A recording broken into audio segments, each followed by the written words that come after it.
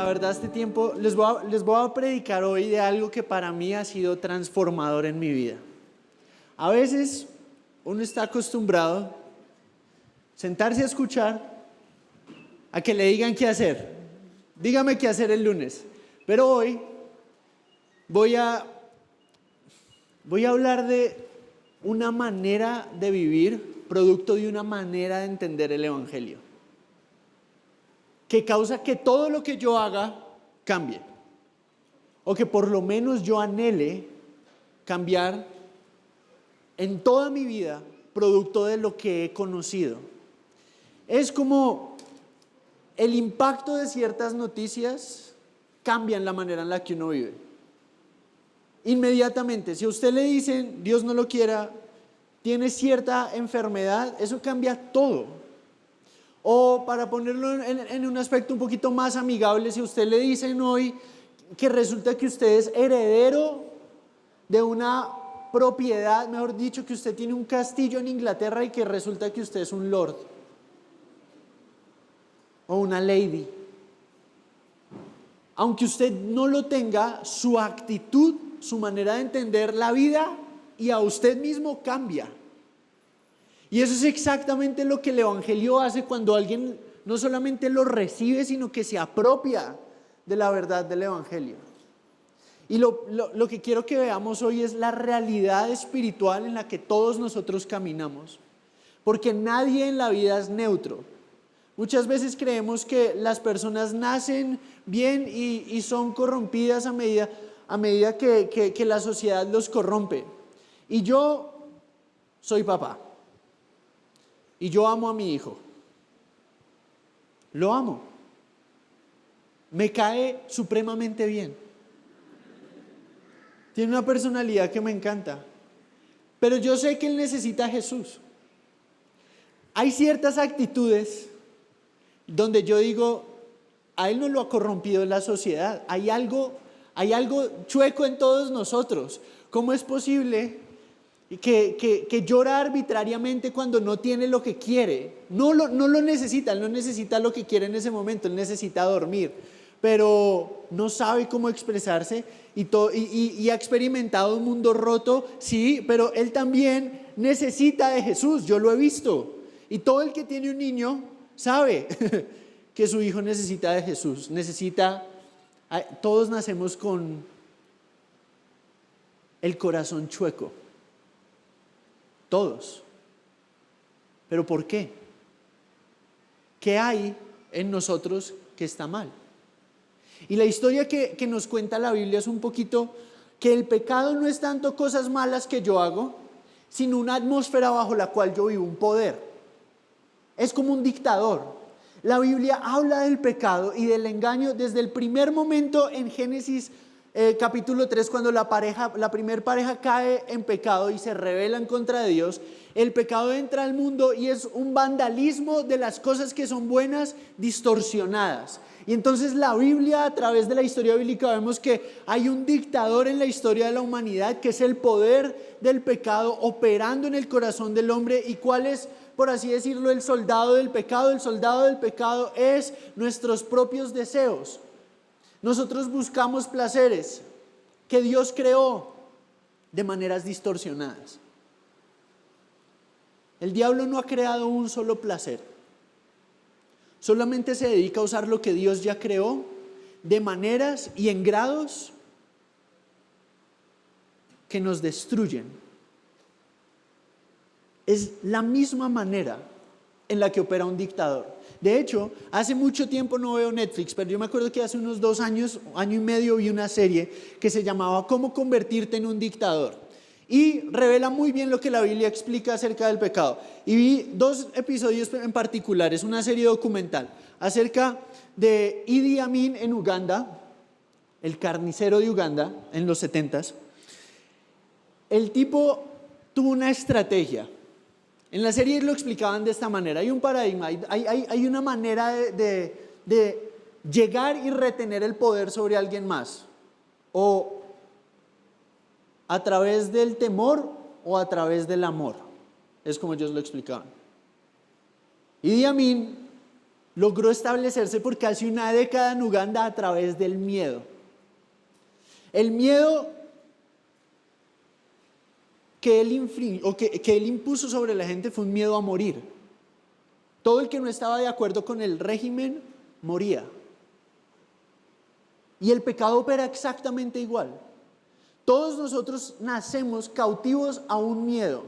Y es el miedo al no saber qué va a pasar mañana y querer a toda costa controlarlo.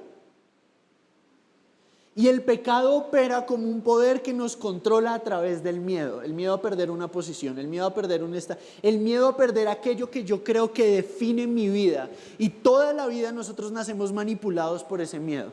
Si esta persona te deja, tu vida se acaba, tú no eres nadie. Si este trabajo te abandona, no vas a tener con qué comer, nadie va a proveer por ti, tú estás solo o sola en el mundo, tú no tienes a nadie alrededor tuyo. Y así es como va operando la vida que Pablo llama en Adán. Pero el pecado también va más allá. El pecado también opera como operaba Joseph Stalin.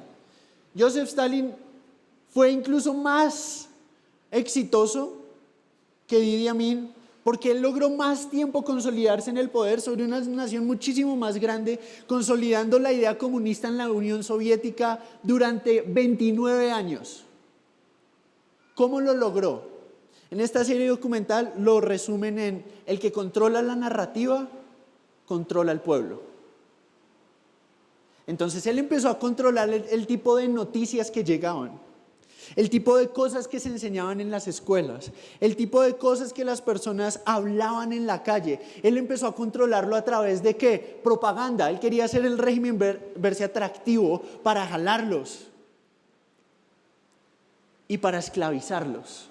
Es exactamente como Pablo describe que opera el pecado en nosotros.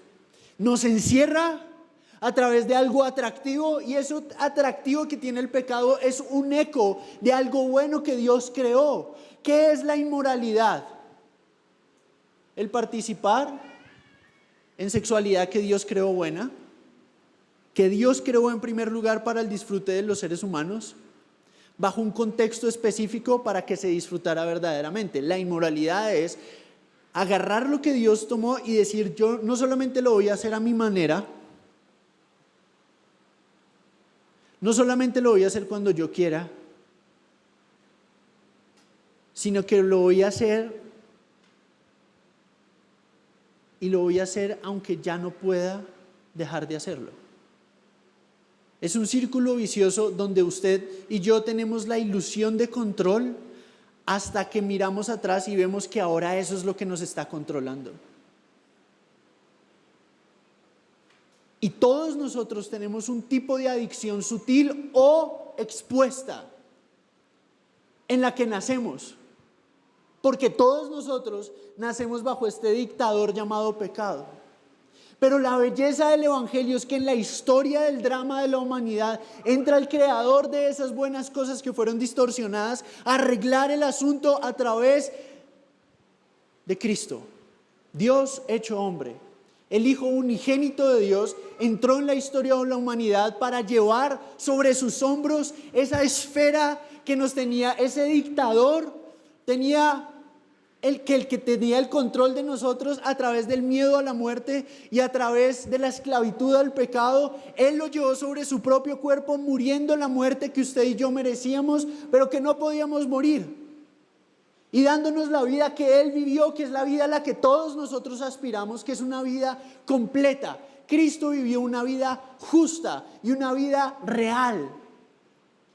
¿Sabe por qué? Todas las creencias, hasta las no creencias, que también son creencias, tienen que responder a la pregunta: ¿quién es Cristo? Todos.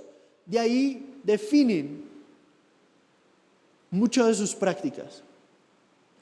Y hoy nos gusta pensar en la idea de un Cristo que es chistoso, porque todos los partidos políticos se apropian a Cristo, pero Cristo no empezó un movimiento político. Él fue mucho más allá. Él fue el que expuso la condición humana viviendo como ningún humano podía vivir. Y todos nosotros nos acostumbramos a esta mentalidad, a pesar de que ya hemos profesado fe en Cristo, a pesar de que ya, ¿cuántos se han bautizado? ¿Cuántos profesaron su fe en Jesús? Bueno, baje la mano y levántela como, ¿quién profesó? ¿Quién cree acá y ha puesto su confianza en Cristo y en la obra de Jesús para sus... Muy bien, Alejandro. Alejandro siempre está ahí presente. Muy bien. Entonces, la mayoría, pero ¿sabe qué es lo que pasa? Muchas veces nosotros operamos como vivíamos antes sin saber que tenemos una nueva vida. Nos concebimos a nosotros mismos como nos concebíamos antes y por eso vivimos como vivíamos antes, habiendo sido renovados. Y hay tantas personas que viven su cristianismo a través del lente de la culpa, y así es como el enemigo lo atrapa a uno. Le pongo el ejemplo de un joven X, vamos a llamarlo el joven X. El joven X durante mucho tiempo en su vida tuvo una lucha que es muy común hoy en día con la pornografía. Y joven X profesa su fe en Jesús. Cree con todo su corazón en Jesús. Tiene un encuentro donde dice, yo le voy a entregar mi vida a Jesús, pero vuelve a caer después. ¿Qué es lo que pasa con ese joven X cuando cae? Probablemente va a decir, realmente lo que yo viví no fue real. Y va a caer en una espiral descendente llamada culpa.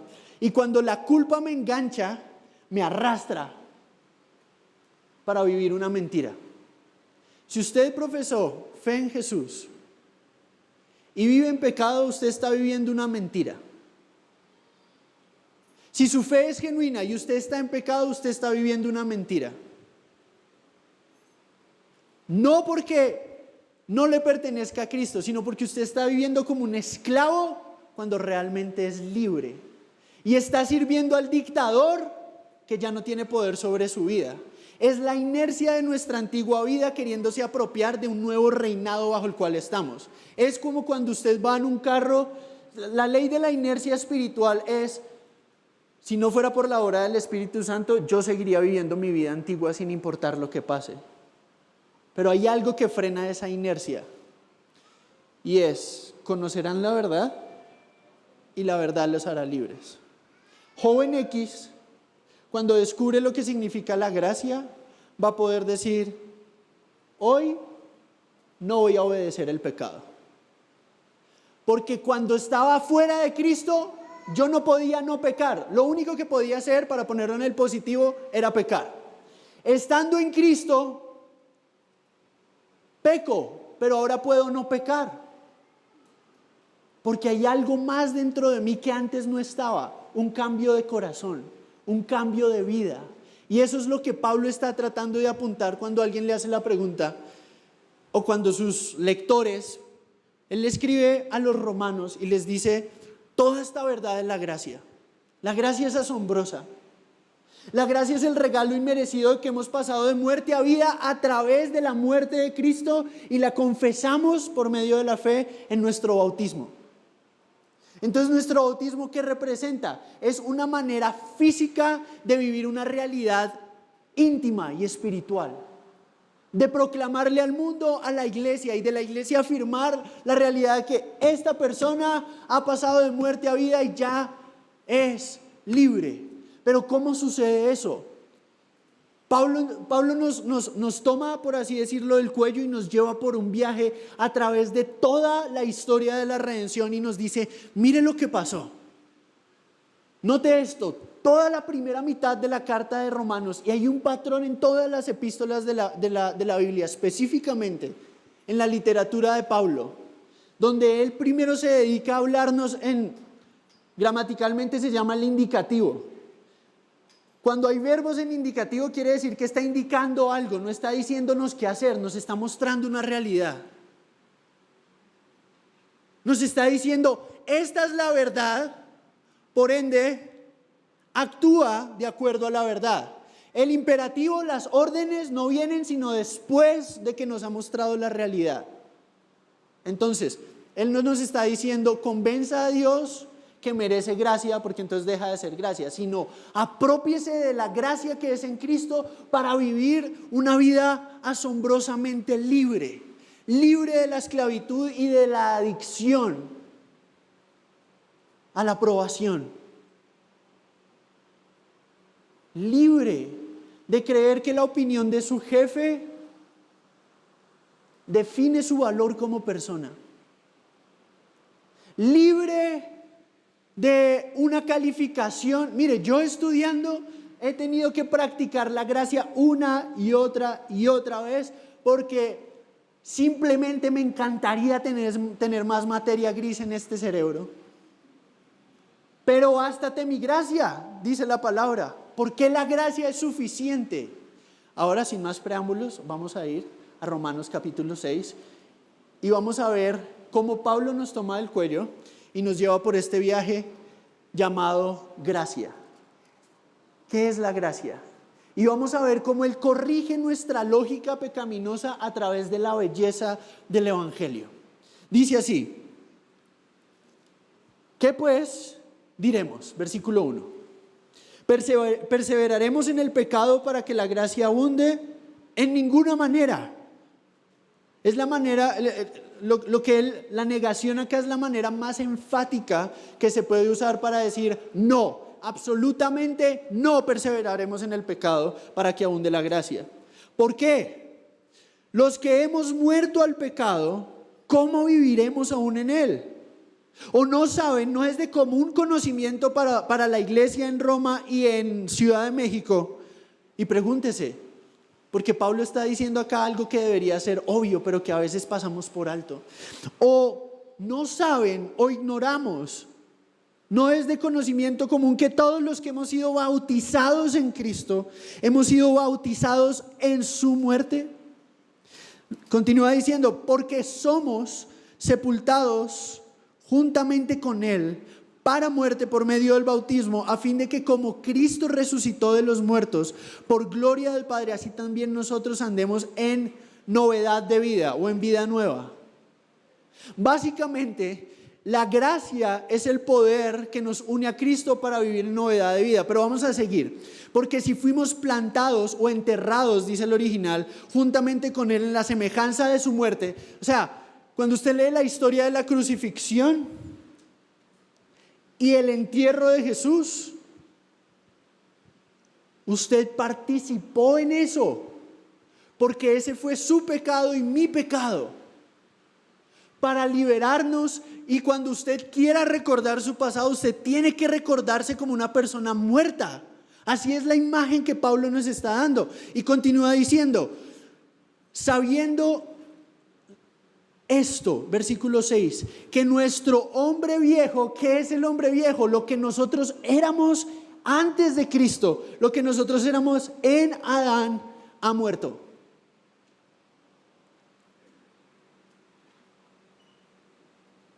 Porque el que ha muerto, ha muerto, segunda parte del versículo 6, para que el cuerpo del pecado, para que el cuerpo que estaba adicto al pecado, sea el cuerpo que le pertenecía al dictador llamado pecado, sea destruido, a fin de que no sirvamos más al pecado. Ahora, la palabra destruido, más que destruido, también se puede traducir como totalmente inútil, para que fuera el cuerpo adicto al pecado quedó sin poder en nuestra unión con Jesús.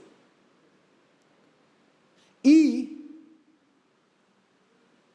a fin de que no sirvamos, de que no seamos más parte del pueblo esclavo al pecado. Porque el que ha muerto ha sido justificado del pecado. Y si morimos con Cristo, creemos que también viviremos con Él, sabiendo que Cristo, habiendo resucitado entre los muertos, ya no muere, la muerte no se enseñoreará más de Él. Entonces, lo que Cristo hizo en la cruz fue agarrar su peor temor, y mi peor temor, y mi peor pecado, y su peor pecado, y matarlo en su propio cuerpo. Y cuando Él fue enterrado, nuestra adicción al pecado, cuando confesamos fe en Él y le entregamos nuestra vida en Él, queda inactivo. Esa es la verdad. Pablo en este punto, hasta este punto, en 8 versículos que hemos leído, no ha usado un solo imperativo. No ha dicho, hagan esto o hagan lo otro. De hecho, desde el capítulo 1 hasta este punto, lo que más ha hecho Pablo es indicarnos una verdad. Porque cuando usted se está uniendo al cuerpo de Cristo, no se está uniendo simplemente a una institución, se está uniendo a un organismo de gente redimida. Imperfecta, no. Pecadora, sí, pero redimida, no definida por su pecado. O si lo quiere poner más sencillo, imperfecta, dije que no, pero más bien es gente imperfecta, perfeccionada, declarada perfecta, siendo perfeccionada. Gente imperfecta, declarada perfecta, siendo perfeccionada hasta ser totalmente perfecta. Si eso lo confunde, olvídese de ese ejemplo y movámonos a esta realidad. Cuando Jesús murió, usted y yo morimos para que cuando Él resucitó, ahora nosotros vivimos. ¿A qué vivimos? Ese es el problema de muchos de nosotros. Estamos tan acostumbrados a hacer las mismas cosas, a caer en los mismos patrones de nuestra vida, porque no hemos sido expuestos a esta realidad. Y nuestro corazón tiene que ser expuesto a la realidad de que el que ha muerto al pecado ha sido liberado del pecado, justificado. Y eso quiere decir Dios nos declaró justos. Eso no quiere decir que ya nunca pequemos, sino que a pesar de que la presencia del pecado permanece, el poder del pecado ya no es más. Yo puedo luchar. Eso no quiere decir que yo tenga que andar pretendiendo orgullosamente que no hay pecado. Es poder verlo claramente y poder batallar efectivamente, porque el poder del pecado ya no opera en mí, aunque todavía está presente, yo puedo matarlo a través de la gracia. Y lo primero que quiero que veamos en este texto es: la gracia nos libera a través de la unión con Cristo. Todo lo que he dicho hasta ahora se resume en esto. La gracia nos libera a diario, porque lo que nosotros somos está escondido en Cristo. Nuestra unión con Cristo es que cada vez que la culpa quiera atacar su mente recordándole su pasado, usted puede recordarse a usted mismo que su pasado está tan muerto como Cristo en la cruz y después sepultado, y que usted ha resucitado así como Cristo resucitó. El propósito de la resurrección es doble: que un día la muerte ya no va a ser más, y que en el presente yo no tengo que andar como esclavo del pecado. Pero ¿por qué entonces caemos en estos patrones? ¿Sabe? Yo he llegado a la conclusión que en mi vida los mayores cambios han surgido de poder ver la gracia de Dios y la realidad de la gracia de Dios, que mi corazón ha sido transformado y mis mayores cambios han venido producto de poder ver la verdad en medio de una circunstancia que dice totalmente lo contrario. Porque yo estoy unido a Cristo. ¿Y qué es lo que me asegura que estoy unido a Cristo? Que cuando yo le puse mi confianza en Él, la fe es la primera manifestación, y la fe genuina es la primera manifestación de una vida salva. La confianza mía no está en la capacidad que yo tengo, sino en la capacidad que Cristo tiene para operar en mí y a través de mí. Y por eso, ¿qué es lo que yo hago a diario? Por ejemplo, ¿cuál es el movimiento que esta realidad de estar unido a Cristo impulsa en mí cuando yo fallo? Correr a Cristo, no alejarme de Cristo. Y cada vez que paso más tiempo con Cristo, más atractivo se hace la libertad, porque la libertad es el poder para decir no a lo que antes me dominaba. El poder para decir no a cosas que tienen la apariencia de gratificación inmediata, pero que tienen destrucción permanente. Porque el pecado, como buen dictador, tiene que tener un incentivo. Y el incentivo es agarrar lo que Dios creó y distorsionarlo. Y la libertad es poder ver lo que Dios creó y usarlo a la manera de Dios para poder deleitarme en Dios como nada en el mundo del pecado puede deleitarme. Hay una alegría y hay una libertad en creerle a Jesús en medio de circunstancias totalmente contradictorias que me permiten a mí tener un ancla firme de paz en medio de un mundo lleno de caos. Y es saber que yo puedo correr a Él. Es saber que yo no tengo que pretender tener todas las respuestas. Es saber que yo no tengo que pretender tenerlo todo o saber todo. Porque lo que yo puedo hacer es decir, Jesús, yo levanto mis manos cuando no tengo fuerza. Usted sabe que lo que cantamos, y esto es como un paréntesis, lo que cantamos son realidades de la gracia. Por eso es importante que cuando usted cante se sienta predicándole a su corazón y al corazón de la persona que tiene al lado. No importa si no canta bien, pero ¿sabe por qué el servicio está estructurado de la manera en la que está estructurado? Porque no se trata de que usted es una audiencia y yo soy un entretenedor. Es todos nosotros como cuerpo participamos en la realidad de la gracia una vez a la semana colectivamente, para que durante la semana individualmente esa realidad permee toda nuestra vida. Entonces, cuando yo canto, a pesar de que mi circunstancia está mal y canto verdades que son verdad independientemente de la circunstancia, le recuerdo a mi corazón que el ancla está en la verdad, no en la variedad de la circunstancia. Y entonces puedo vivir una vida realmente virtuosa. Todo el mundo está en búsqueda de la buena vida. Y la buena vida depende de cuál es su definición de bueno. Y si su definición de bueno está limitado a lo que usted quiere, su definición de bueno es profundamente dañina y absolutamente superficial. Es demasiado pequeña.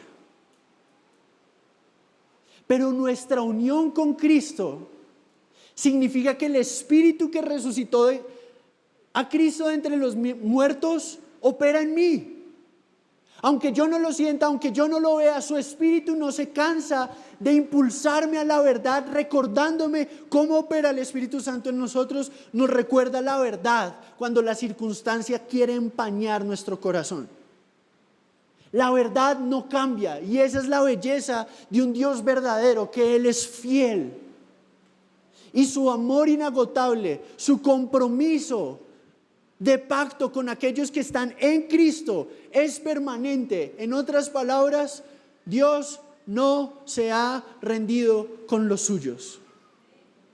Usted puede no estar en su mejor momento espiritual, pero la madurez empieza cuando yo entiendo que la gracia es un Dios que no necesitaba salvarme, en su misericordia alcanzándome y comprometiéndose conmigo y diciéndome, yo no te voy a soltar. Y muchos piensan, bueno, si Él no me va a soltar, entonces yo puedo hacer lo que me da la gana. Exactamente el mismo malentendido de la primera pregunta. Entonces, para que la gracia abunde, ¿voy a pecar más? No, mala lógica. ¿Cómo se va a volver a ser esclavo? Eso es como si el hijo pródigo hubiera llegado a la casa del papá, le tienen el festín, entra, se alegra y dice, pero esa posilga de cerdos estaba como bien, ¿no? Es la misma insensatez de una persona que piensa en la gracia como una oportunidad para volver a la esclavitud. Es todo totalmente diferente. Es como si usted lo contratara Telcel y llegara con una playera de Movistar en su primer día de trabajo. No tiene sentido. O, para hacerlo más real, es como si yo trabajara con Iván en Nissan y le llegara con una playera de Toyota.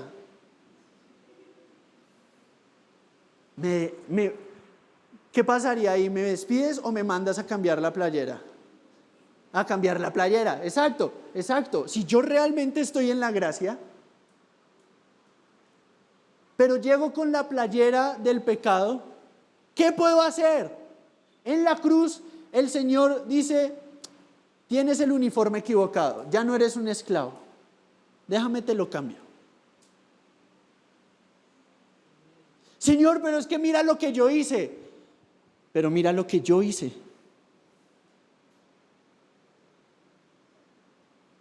¿Sabe?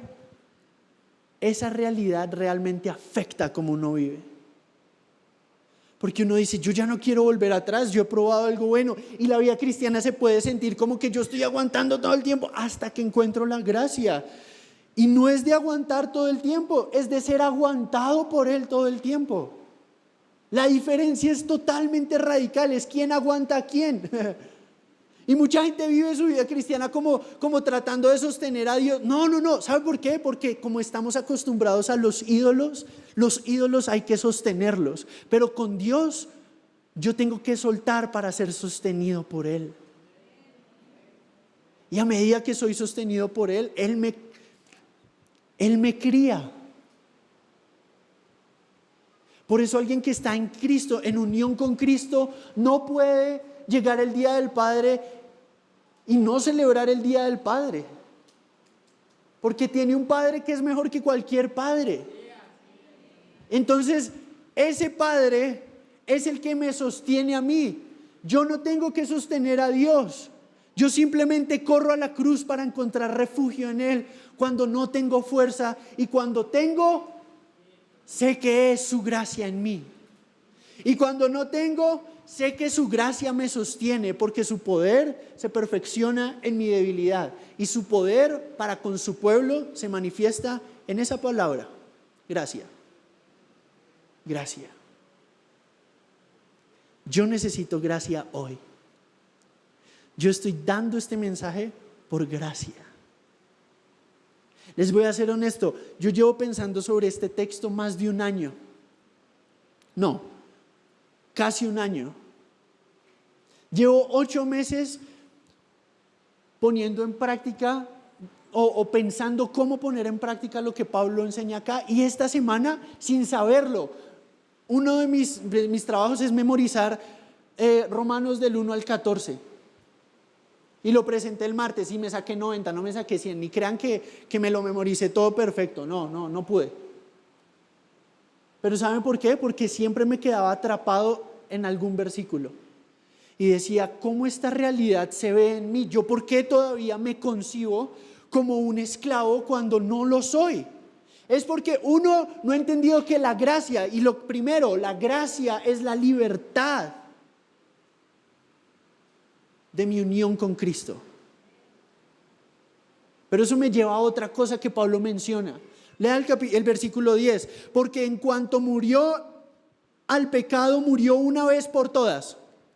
Esto es algo permanente. Si usted es realmente de Cristo, usted es permanentemente en Cristo. Cristo murió una vez por todas, y también nosotros. Y por eso nosotros podemos mortificar el pecado, que es que como el pecado ya no tiene el dominio sobre nuestra vida, la lucha se convierte en una lucha donde usted el pecado lo tiene que tratar como una persona, como un dictador. Imagínese que usted tiene a Saddam Hussein o a Osama Bin Laden o una persona así bien macabra, Hitler, y usted le dicen: ya no tiene poder sobre usted. Pero su única tarea es asegurarse que a diario usted tenga su pie en la garganta de Hitler. Porque si usted quita su pie de la garganta de Hitler, Hitler va a atacar y lo va a herir. No va a poder ejercer dominio sobre usted, pero lo va a herir. Eso era lo que los puritanos llamaban mortificar el pecado, usar la realidad de la gracia, mi unión con Jesús.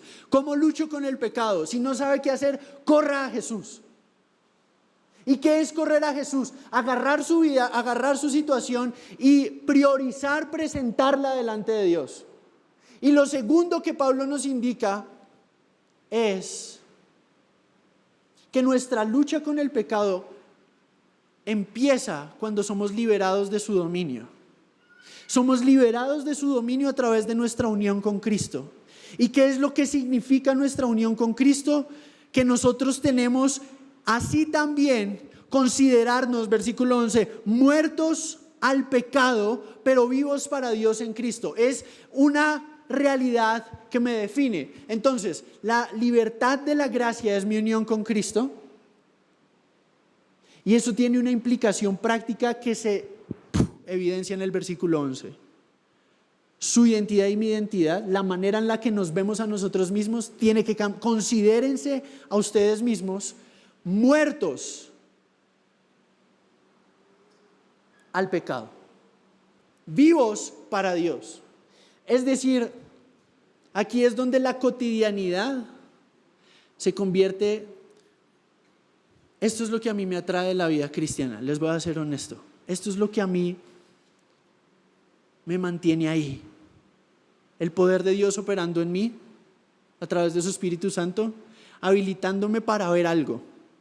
Y es que no hay nada cotidiano que sea irrelevante para Dios, aunque lo sea para la sociedad.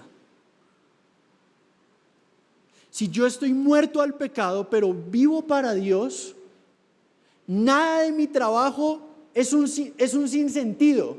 Usted puede estar en un lugar equivocado y la gracia lo va a impulsar a tomar decisiones radicales y permanentes, porque usted está muerto al pecado. Y la gente que lo conocía en el pecado ya no lo conoce, porque no conocen el verdadero usted. El verdadero usted es un usted no definido por adicciones y amarguras, producto de la culpa de no poder dejar de hacer aquello de lo que usted cree que tiene el control, pero en realidad lo controla usted. La mayor artimaña del enemigo es darnos una falsa sensación de control para que al final del día se burle de nosotros, dándose cuenta que siempre el que nos controló fue él.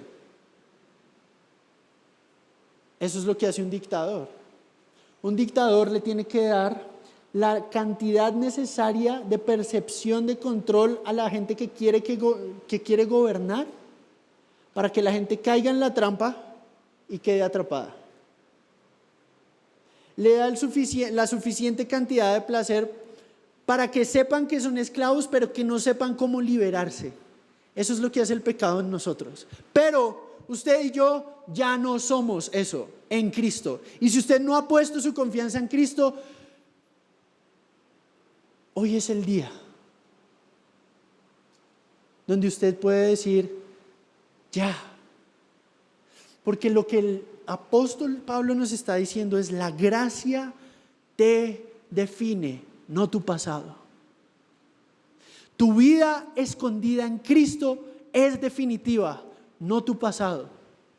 Y al mismo tiempo nos está diciendo: no continúen, versículo 12, versículo 13, no continúen presentando su cuerpo como instrumento de injusticia, de maldad, porque ustedes ya no son eso. No continúen en eso, porque ustedes son otra cosa totalmente diferente. No continúen presentándose al servicio del déspota y tirano amo llamado pecado, porque ustedes ya fueron liberados de eso.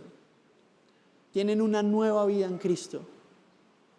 Y no somos lo que hemos de ser, porque cuando Cristo regrese lo veremos tal y como es, y nosotros seremos tal y como Él diseñó que nosotros fuéramos. Pero nadie tiene mejor idea de su identidad y de mi identidad que aquel que nos conoció desde antes que naciéramos.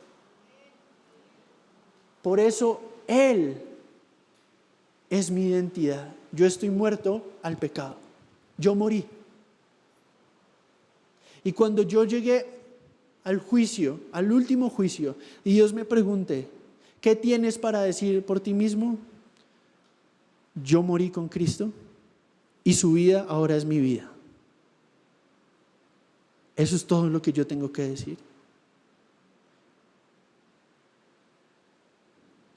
Y esa relación vertical siempre va a tener relaciones horizontales, implicaciones horizontales. Y si Dios me lo permite, más adelante, en otra prédica hablaré de una implicación práctica de la gracia. Pero una de las cosas que hace la gracia de Dios en nuestra vida es, toma las peores partes de nosotros, lo peor de nosotros, todo de nosotros, nuestra muerte, y nos da vida.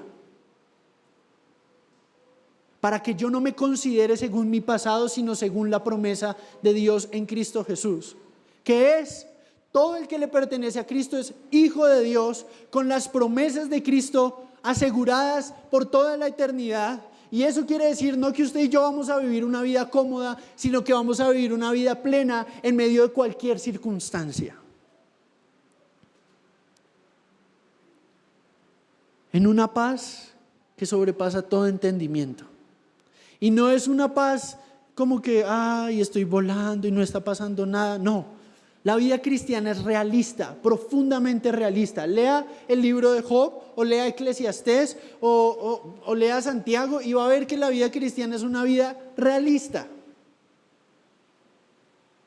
Hay cosas difíciles que todos nosotros acá estamos enfrentando, o hemos enfrentado, o vamos a enfrentar. Todos nosotros en diferentes grados o niveles luchamos, pero la diferencia de estar en Cristo es que usted no tiene que sostenerse a usted ni sostener su ídolo, sino ser sostenido por Él a medida que entiende que su identidad, lo que lo define, es la gracia. Usted no es un perdedor, usted está en Cristo.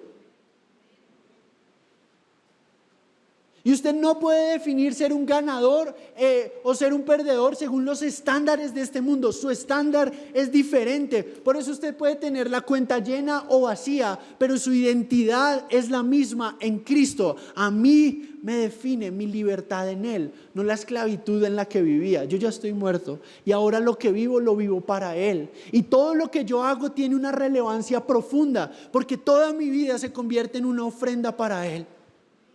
Yo le decía a alguien hace un tiempo: tu trabajo tiene que ser un acto de adoración, porque eres libre y lo puedes hacer con un ímpetu diferente y ya no tienes que estar en estas competencias de oficina. ¿No le parece eso radicalmente liberador?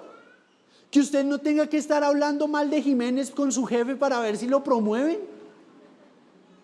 Porque usted no necesita una promoción o un ascenso para validar, sino que eso lo habilita a usted para servir. Y en el servir, usted sabe por qué Daniel halló gracia, porque estaba disponible para hacer las cosas a la manera de Dios, para reflejar a Dios a un pueblo que no conocía a Dios.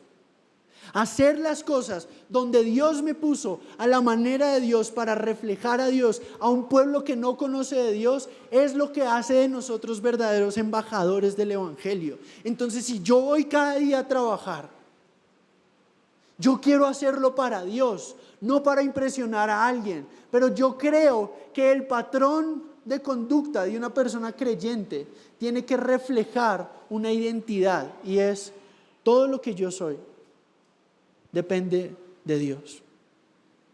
Y yo lo que quiero que mi vida sea es una ofrenda para Él, cuyo fruto es amor, gozo, paz, paciencia, benignidad, bondad, fe. No lo diga como una lista. Vamos a los primeros tres. Gozo. Gozo de saber que mi identidad está escondida en Cristo. Gozo de saber que estoy tan ligado a Cristo que su muerte es mi muerte al pecado y su vida es nueva vida para mí, y la esperanza de la resurrección, porque no somos todo lo que hemos de ser. En este lado de la eternidad siempre vamos a luchar contra el pecado, pero esa palabra es clave: lucha. No dominados por el pecado, sino luchando, venciendo el pecado. Es decir, en la vida cristiana hay madurez y progreso a medida que mi refugio es Cristo. A medida que mi manera de entender la vida es: estoy muerto a lo que antes era. Estoy muerto. Eso hace un cristianismo atractivo. Y eso es lo que hace una vida diferente. Ahora quiero aprender a vivir para Dios. Que esta frase, que creo que es como el lema de un ministerio grande en Estados Unidos, de John Piper, dice: Dios es más glorificado a través de nosotros a medida que más satisfechos estamos en Él. Yo creo que eso tiene mucho que ver con este texto, porque una persona muerta al pecado y viva para Dios encuentra su satisfacción en disfrutar las cosas a la manera de Dios. No disfrutar las cosas queriendo que nunca se vayan, sino cada cosa en su tiempo. Hay tiempo para todo.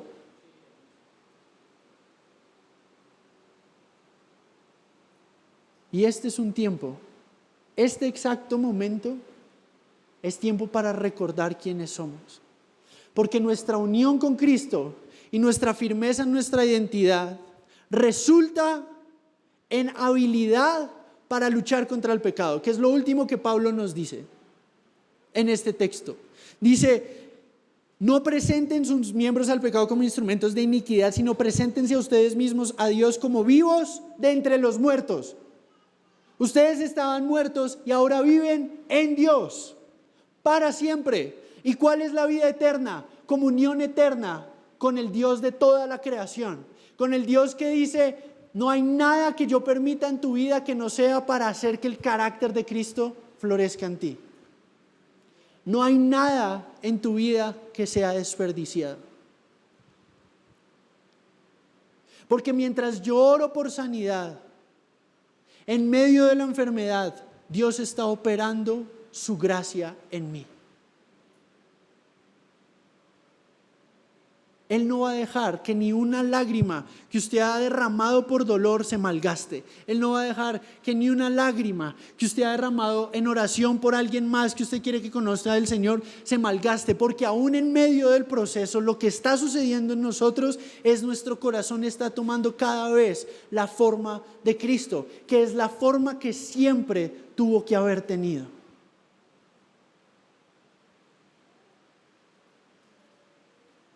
Alimentando constantemente el gozo de nuestra esperanza. Que no siempre las cosas van a ser así. Un día Jesús va a regresar y Él va a hacer todas las cosas nuevas. Porque Él ha preparado a su novia, que es la iglesia, para encontrarse con Él. Y nos ha dado hoy el regalo de la libertad, de la dictadura, del temor y de la falsa información, del pecado que se presenta atractivo pero es venenoso. Hoy usted tiene que salir de acá, si ha puesto su confianza en Jesús, identificándose con Él a través del bautismo, convencido de quién es usted en Cristo. Yo ya no soy lo que era. Señor, perdóname por haber vivido una vida conforme a lo que era antes, ya no más. Usted hoy puede entender algo que va a transformar su manera de vivir toda su vida, y es: yo ya no soy lo que era antes, yo quiero aprender, voy a correr a Jesús, necesito gracia para hoy. Usted va a enfrentar situaciones mañana con su familia, la impaciencia de pronto le va a ganar en algo. ¿Qué va a hacer usted? Corra por más gracia. ¿No ve que es un manantial que nunca se acaba? Y la gracia es la capacidad de reconocer. La gracia se refleja en el Espíritu Santo operando en mí de tal manera que yo reconozco lo que está mal. Y no lo escondo, sino que lo expongo, porque eso ya no tiene pecado, ya no tiene poder en mí. El pecado ya no tiene el dominio sobre mi vida. Entonces lo expongo para aquel que tiene dominio sobre mi vida opere en mí un nuevo amor, un nuevo afecto, una nueva confianza.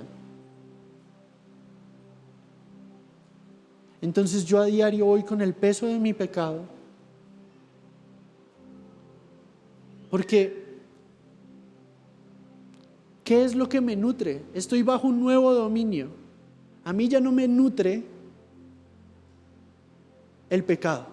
De hecho, eso nunca me nutrió, me envenenó. Ahora mi alimento es Cristo. Él es mi vida. Y cuando yo voy a la palabra y veo, cuando Él se encuentra con un pecador que lo busca, Él nunca lo echa afuera, sino que le dice: tus pecados te son perdonados, vete y no peques más. Y toda su crucifixión y resurrección y todo lo que pasó en el Pentecostés, en el día del Pentecostés, en Hechos capítulo 2, es el cumplimiento de ese vete y no peques más. Él le va a dar la habilidad a los suyos para vencer el pecado a diario, cada vez más. Y van a haber momentos de retroceso que no son definitivos, porque usted corre a la fuente y en la fuente usted desenmascara la mentira. Y cuando la mentira es desenmascarada, mi identidad es afirmada y mi práctica cambia. Ese es el proceso. La verdad es expuesta a mi corazón, mi identidad es definida por mi Salvador y luego yo corro en la libertad que Él me dio. Ese es el proceso. Entonces, la gracia es la libertad de mi unión con Cristo, que opera una nueva identidad en mí y que me habilita para vivir una vida diferente. Por eso hoy, juntos, necesitamos gracia para ser libres del pecado.